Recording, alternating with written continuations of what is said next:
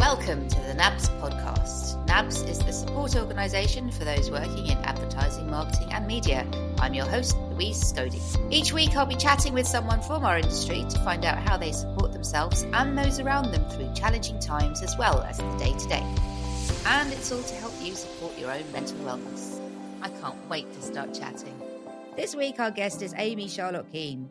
Amy is a creative sociologist, advertising strategist, poet, and best-selling author who believes that life would be much better if we all gave ourselves permission to be stranger. She's worked in communications all over the world for the last 17 years as head of strategy, creativity, and innovation. She was named one of LinkedIn's top global voices in media and marketing and listed as one of Campaign's 10 trailblazers for her diversity work as co-founder of DICE, which stands for Diversity and Inclusion at Conferences and Events. Amy is cultures editor for creative magazine Shots, author of the #1 best-selling feminist fairy tale The Little Girl Who Gave Zero Fucks, and also author of House of Weeds, which came out in May 2020. Amy describes herself as a weirdo from a working class background, an advertising leader who campaigns for people who don't fit in. Well, all weirdos are most certainly welcome here. Hi, Amy. It's brilliant to have you on the NABS podcast. How are you today? I am, well, as I was saying earlier, I was telling you earlier, I went to the Beyonce concert on Monday, and I've been sick ever since. But apart from that, very good. We're not blaming Beyonce's germs for this. It was, you were with a lot of people in a compact space. It could have been anyone. But I saw on your Instagram, because I do follow you on Instagram, it looked amazing. Yes, it was incredible. 45,000 people screaming their heads off, loving life. It was amazing. But I'm suffering as a result. Talking about Beyonce and positivity is actually a really good start for our chat about mental wellness. I mean, is that what mental wellness looks like to you, going out there and having a good time? Or does it also include other permutations of looking and feeling well? I don't know if you've ever read A Happy Death by Albert Camus. I'm going quite hard. I have not. I'm going quite intense for this podcast. During lockdown, the first lockdown, when I was in the midst of my existential crisis, as many people also experienced, I read this book, A Happy Death. And it's a teeny tiny book that's really philosophical, that talks about mental health and how we are supposed to exist in this life. And the main message of that book is that you have one job. We have one job in life, which is to enjoy it. All the other stuff about ambition and stress and pressure and fictional norms and all of these pressures that we impose upon ourselves, are kind of extracurricular. All we really need to do is enjoy life. And ever since I read that, and it was probably 2 or 3 years ago, my outlook has completely changed. So I spend, whether it's work or life, I spend most of my time optimizing my own happiness, dialing things up and dialing things down based on how much joy they give me, ensuring, and this is the important part, that nothing I do hurts others. And if I can nail that, and I spend the entire time trying to work it out, then I think I'm doing a good job. There is so much to unpick there. Firstly, I'm now tempted to pick up a piece of French literature for the first time since my French A-level, which is a very, very long time ago. Secondly, based on my memories of French literature, I'm amazed that Camus actually said, yay, we should be happy, when all the other books that I read for A-level were like, you should be depressed. Thanks, French authors. And thirdly, and most importantly, it sounds like you've got a process there for evaluating whether this activity, whatever it is you're engaged in, is going to support your mental wellness and help you to thrive, or whether it's going to bring you down and goodbye. Is it just something you think about all the time, or do you journal to help you with that? Or are you writing things down? There's an exercise where you can write down everything during your day, and you write D or U next to the activity, depending on whether it depletes or makes you feel up. I don't know if you've ever done that one. And then you supposedly are supposed to be able to cancel out what depletes you. But of course, we all know there are things during the day we have to do that, don't make you feel amazing. So what's your process for evaluating that? And then with those activities that are those things that you kind of have to do, whether you like them or not, how do you then go and find joy in those to support your mental wellness? I don't journal. Who I'm always surprised by people that have the patience to journal. So I don't do that, but I thoroughly respect people who do and have the discipline to do that every single day, because from what I've heard, it works wonders. And this is going to sound really weird, I set aside half an hour a day for thinking. Right. Which I know sounds weird, but actually, because you don't, when you work for a really busy company, how much time do you actually get to think? Like, you look at people's diaries and it's back to back, like barcode days, back to back meetings, running from one session to another. You never get time to prep. You never get time to think. And I realized that I have to think. And I need the space. So literally, I swear, what I do is I lie on the sofa and I think for half an hour a day.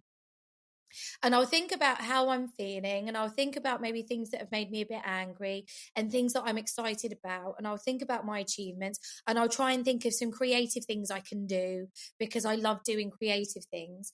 And just setting aside time to think and be a little bit mindful it's been a game changer for me. But also, I make decisions in that thinking time that are potentially quite difficult. So I do walk away increasingly, particularly since I have my own company, good shout. I walk away from situations that don't make me feel happy. And I walk away from people sometimes. And that's sometimes working relationships. I will walk away from people guilt-free if they're not adding value to my life and if they're taking more than they're giving. It's meant that I have a little bit more conflict, 5% more conflict in my life, but also it means that I don't feel guilty, I don't feel used, I don't feel exploited. And it's a very, throwing gender in here, it's a very female thing to want to please everyone and be everything to everyone all of the time and be liked and be popular, and making decisions to walk away from situations, even though it means that a few people are going to dislike me, is taken a while to get used to, but it works.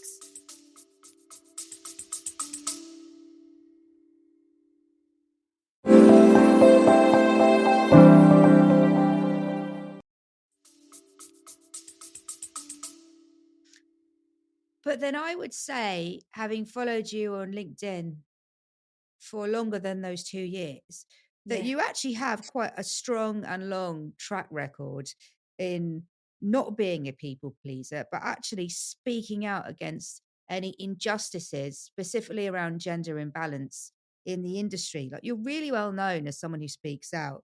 Campaign magazine called you a trailblazer. So what have you done to support yourself through that long history of speaking out? Because that can be a really uncomfortable place to be, not just in terms of maybe losing people and business, which may have been offshoots of you speaking out, but also getting trolls commenting on you and any of the other effects that might happen when you start speaking truth to power. Yeah, so this year has been it's been quite a tricky year. I've learned a lot this year about speaking out, because I got cyber stalked by a very scary man who wouldn't stop. And it was he was sending me lots of emails, and I was blocking his email. And this was based on something that I posted on LinkedIn about International Women's Day, for Christ's sake. Right. Like, it's hardly Right. fucking, Typical. it's hardly abortion rights or, really low level social activism. And I posted, well, I'll give you the context actually, because it's quite interesting, and specifics and details are good. So the alleged theme for International Women's Day this year was embracing equity. Yeah. And women were supposed to upload selfies of themselves hugging themselves in a self embrace, and that to me felt pathetic, and I wasn't entirely sure what that would achieve when it comes to the rampant inequality that exists in our world, you know, particularly outside of the Western world, but increasingly the Western world. And so I posted saying, "This is gross." And, a few men, for some reason, didn't like that, and they commented on my post saying, "If you're a woman. If you want equality, die for your country. If you want equality, empty bins." If you want But you must be equality, emptying bins. I mean, your house working would be I can see your house right now. It would be an absolute tip. if you want equality, work in waste management. It's like, fucking what? Did my research. Some 30% of the waste management industry is women. So also Right. in the military is like 40% women. Anyway, I blocked these people. I can't be asked to engage with them anymore. I'm not going to convert them. So what's the point? Um, some of them, in particular, one man, but I do get random nasty emails to my personal address sometimes via people who've done their research. This one particular man sent me emails saying horrible stuff about how deluded I am. I'm an attention seeker. He wanted to give me a hug. He wants to protect me because I'm wrong in the head, like really kind of weird, nasty, dark stuff. When I started blocking these emails, he would create new ones. You had it, one in particular was, "You've got it coming" at outlook.com. Oh my Really goodness. sinister stuff. So that was quite, I don't know that it was a wake up call, but it was quite a shock to me, because I suddenly, for the first time ever, and you're right, I do talk about causes with honesty a lot. For the first time ever, I felt incredibly threatened and intimidated and unsafe. Um, Right.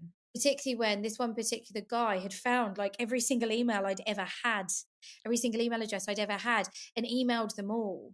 And it was terrifying. And I had to speak to the police. I spoke to the Met Police, and obviously they, didn't feel particularly safe talking to them either, to be honest.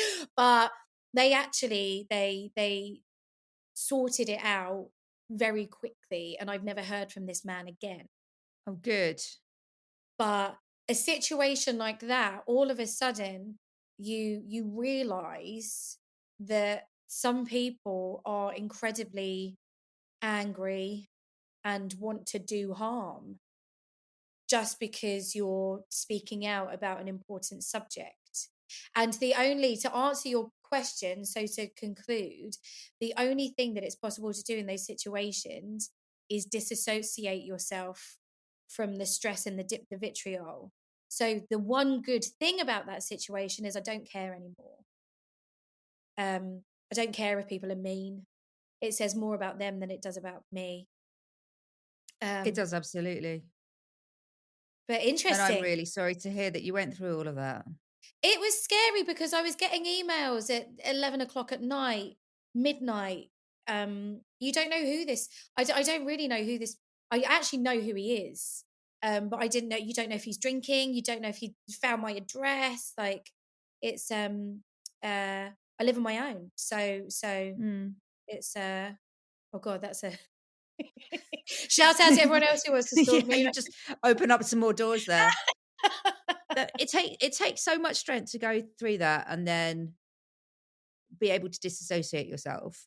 Um, to anyone who's also thinking of, speaking out, activism, whether that's complaining about something within their company or in the wider industry, can you suggest any other support mechanisms they might employ to protect themselves and make sure they still feel okay?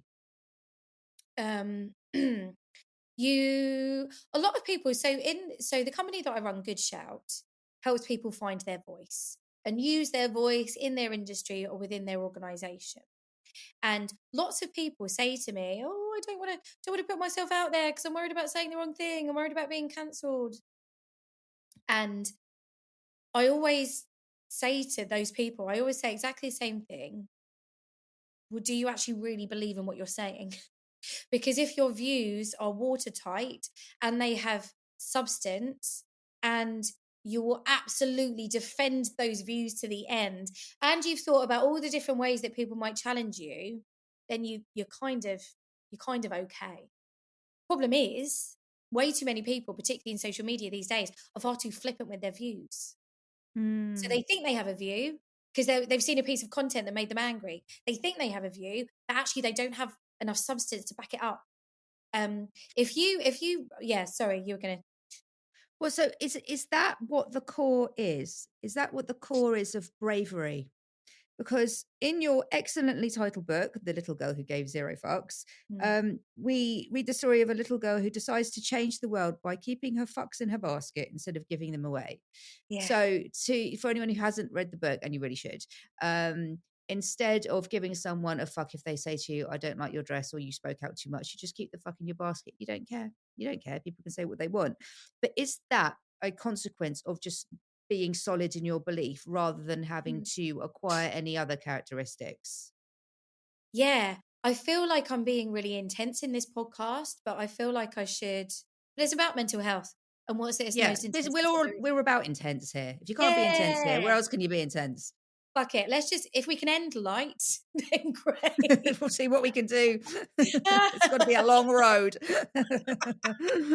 um, I wrote the book because um I was going through, I was in a bit of a pickle. And I wrote the book when I was living in Singapore, and I was head of strategy across APAC for Mindshare, the media agency. And it was the first time that I'd ever had a truly hardcore amount of pressure. I was responsible for so many people all across Asia Pacific. There was a lot of firefighting to do in every single country. The organization that I was working in, the regional team that I was working in, was incredibly sexist.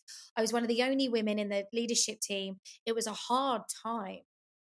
And so I spent a great deal of my time stressing and worrying, and also developed a little bit of a fondness for Xanax, which is incredibly dangerous, but it's readily available in Singapore.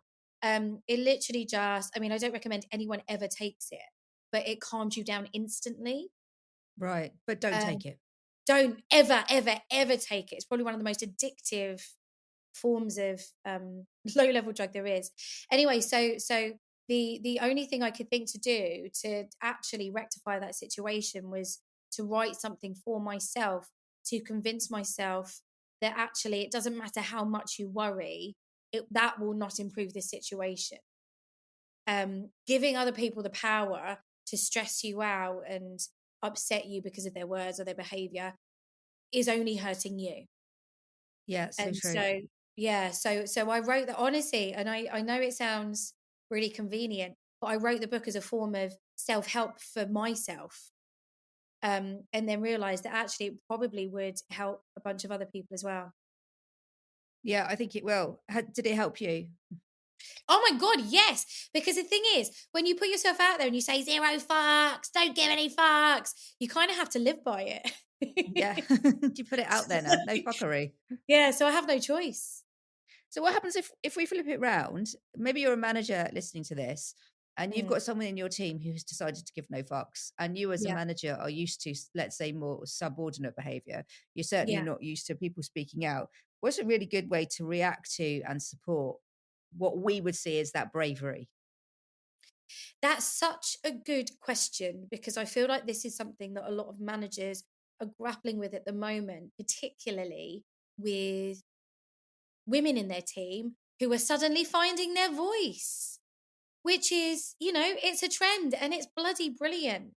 Um, we have to get over at work our obsession with tone, Yeah, because sometimes a woman is allowed to be blunt and not say sorry 100 times in every sentence, and not say just, oh, I'm just checking in, I'm just doing this, I'm just doing this.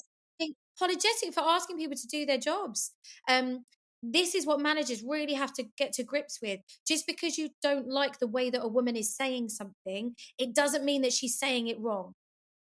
And I feel like the amount of time, I don't think I'm mean or unkind or any of those things. I try really hard to not be any of those things, but I get called abrasive all the time, because I don't apologize every other word. I ask people to do the shit they've said they were going to do, and I don't have time. I don't have time to write an essay every time I'm asking someone to do something. I get called abrasive, and it's untrue. And I know, obviously, I'm not the only one. There was a really fascinating study on HR appraisals, and it was like an audit of thousands of appraisals all over the world, organizations all over the world. And what it found was that 75% of women's appraisals have personal feedback. 15% of men's have personal feedback. And in the women's appraisals, the most commonly used words were abrasive and bossy. And you would never call a man bossy. No. And what a cliche. Why are we still doing this? Anyway, so everyone has to get over the fact that women are starting to talk differently, for God's sake. Completely agree with that. What's one thing that we could all do to support our mental wellness this week? Give yourself a limit of 3 meetings a day. Yeah. That just sounds peaceful.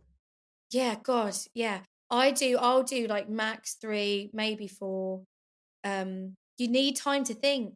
I see, I train so many people, and they're running from meeting to meeting, and they're not prepared for any of those meetings because they're back to back.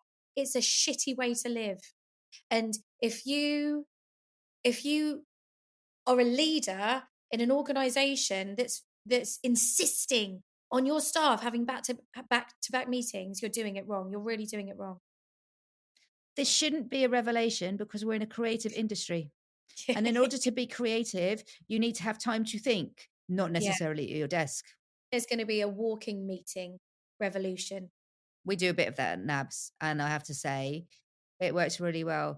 Yeah, we're really quite good about flexibility and allowing people to say, like, work at home, and while they're working at home, work in a way that works for them. The amount of times I've had a meeting with someone and they've been on a lovely walk, and they're so much more relaxed while they're doing it. We still manage to talk about what we need to talk about. It doesn't make a difference to me whether they're walking in a forest or sitting at home, and vice versa. And it really works. We talk a lot about preventative behavior at NABS, but we also help people who get to a crisis point as well. What would be a really big tip you can give to anyone listening before they get to crisis point? Before they get to crisis point. This is the problem, isn't it? That most people wait until they completely burn out. Exactly. And then, see, the thing is, we always tell people to talk, but I think that's quite bad advice, because most people aren't trained to listen. Yep. And that's a massive problem. The amount of times I've tried to talk to people about me being stressed or me feeling burnt out, and they just haven't known what to say. And you end up feeling worse. You feel ashamed. You feel embarrassed. I think, oh God, this is really life coachy. Breathing. Bring it on. Breathing is really important. I did like a Wim Hof. I did like a mini course on how to breathe properly and how to breathe from your diaphragm and get more oxygen to your brain. And I set aside time most days just to breathe. And it's quite remarkable the difference that it makes. I also, another thing that I've done is I don't go to therapy, but I go to hypnotherapy, which is very task based.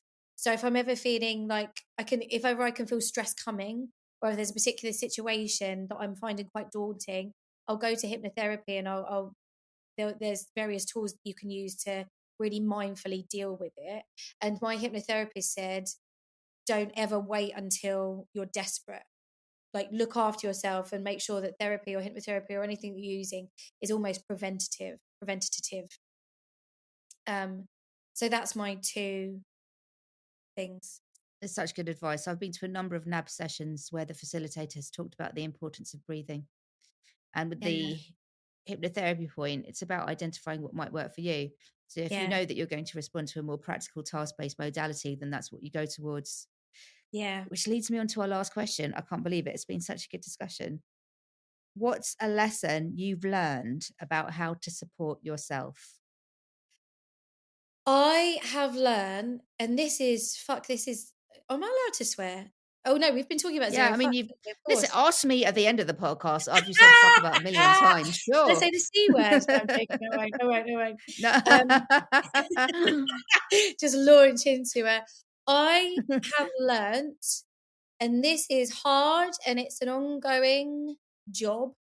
I've learnt to not pay attention to the way that other people narrate me, because you will destroy your mental health and your self-esteem if you're always listening to how other people narrate you, because you don't know where other people are coming from. You don't know their motivations, their insecurities, their agenda. For so many years, I listened to other people telling me I was a diva, I was too much, I was too cocky, I was too ambitious, like all of this stuff, which I was like, I don't think I am, but they're all saying it, so maybe it's true. I feel like a lot of women, a lot of people do get this. They're narrated, and they allow that narration to infuse into their sense of self. I've learned to disregard that for the most part, and I think it's a really nice way to support yourself, and it also fuels self-belief. And now I'm running my own company, which I never realized how hard that would be. It's so bloody important to believe in yourself.